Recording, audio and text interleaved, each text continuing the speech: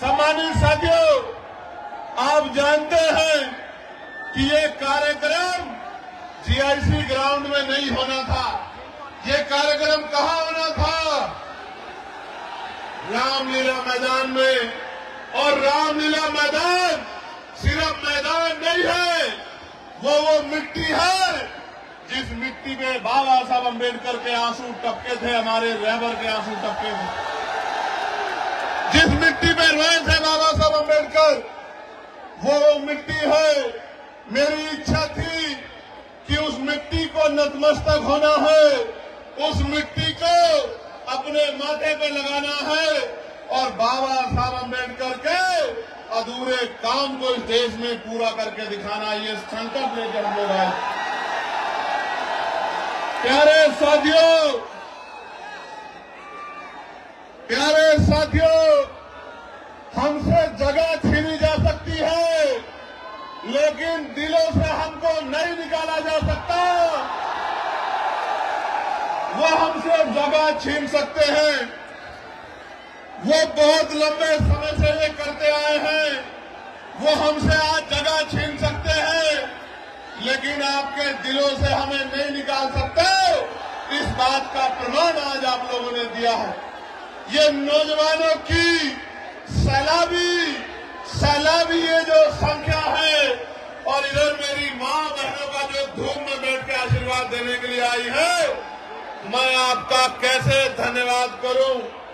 आपने Bhim army Azad Samaj party को जिस तरह का प्यार आशीर्वाद देने का काम किया है, मैं आगरा अलीगढ़ मंडल के अपने तमाम नेताओं का बहुत बहुत धन्यवाद करता हूं।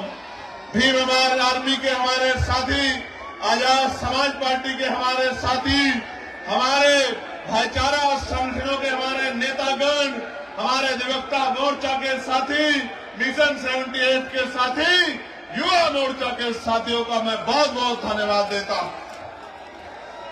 और ये पहला ऐसा आंदोलन है जिसके मंच पे SC, ST, OBC और मुस्लिम, जैन, सिख तमाम जातियों के नेता आपको देखने को मिलेंगे। बाकी जगह पे तो अगर वो MP MLA भी बना देते हैं, तो उसको इतनी हिम्मत नहीं देते कि वो अपने समाज के लिए एक शब्द मुंह से निकाल सके। आपको 2 अप्रैल 2018 याद है, नहीं याद है? मैंने तो आगरा के जिलाधिकारी कार्यालय पे भी नीला झंडा देखा था उस दिन। मेरे आज भी याद है। प्यारे साथियों, जिन साथियों ने 2 अप्रैल में बलिदान दिया था, या जो साथी 2 अप्रैल में जेल गए थे, मैं चंद्रशेखर आजाद अपनी पार्टी की तरफ से आपको वादा करता हूं, 27 में राजकाज बदलेगा। इन झूठों मुकदमों को शाम तक हम लोग हटाने का काम करेंगे। मेरी बात को आप याद रखिए। और जिन निर्दोष लोगों ने पुलिस की लाठियां खाई और जेल काटने का काम किया, उन निर्दोष भाइयों को सरकार सम्मानित करने का काम करेगी, उनके आंसू पोंछने का काम करेगी। इस बात का भी मैं आपको विश्वास दिलाता हूं। प्यारे साथियों, आज जब मैं आगरा में हूं और उत्तर प्रदेश में ये हमारा दूसरा सम्मेलन है, हमने 18 प्रमुजन सम्मेलन किए थे। उन सम्मेलन के जरिए हमने कर्मचारी, अधिकारी, पूर्व प्रधान, वर्तमान प्रधान, जिला पंचायत सदस्य, क्षेत्र पंचायत सदस्य, पूर्व विधायक, पत्रकार, चिंतक, वकील, तमाम लोगों को बुला के बिठा के पूछा था कि हमें उत्तर प्रदेश में इन गरीबों को राजकाज में लाना है, आप रास्ता बताओ। पूरे बुद्धिजीवी समाज ने हमारे हाथों को मजबूत करने का विश्वास दिलाया था, और आज ये उसका प्रमाण है कि जहां तक नजर जा रही है, नीला नीला समंदर नजर आ रहा है। और सिर्फ नीला समंदर नजर नहीं आ रहा है, नौजवानों की शक्ल में मुझे बाबा साहब अम्बेडकर के नीले बाज नजर आ रहे हैं।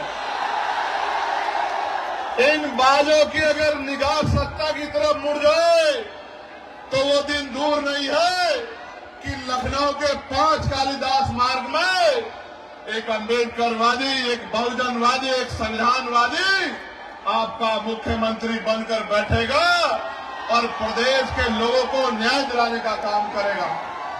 प्यारे साथियों, आगरा में जब बाबा साहब अम्बेडकर अपनी बात को रख रहे थे, नौजवानों, मैं जानता हूं कि संख्या ज्यादा है और आपको परेशानी हो रही है, लेकिन आप ये समझ लो, ये परेशानी उस परेशानी से कम छोटी है जब हमारे लोगों पे जुल्म जाति अन्य अत्याचार होता है और आप सड़कों पे खड़े होकर मुकाबला करते हो। मैं आपकी हिम्मत को दाद देता हूं।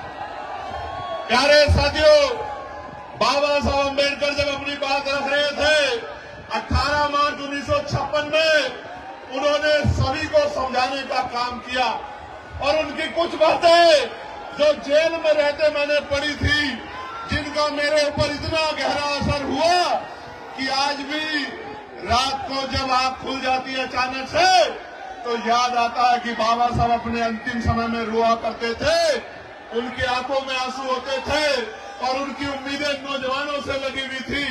बाबा साहब ने यहाँ कर्मचारियों के बारे में कहा कि कर्मचारियों ने मेरा साथ नहीं दिया, लेकिन मैं धन्यवाद देता हूं कि आज देश के बहुत सारे कर्मचारी अधिकारी अपनी सामाजिक जिम्मेदारी का निर्वहन कर रहे हैं।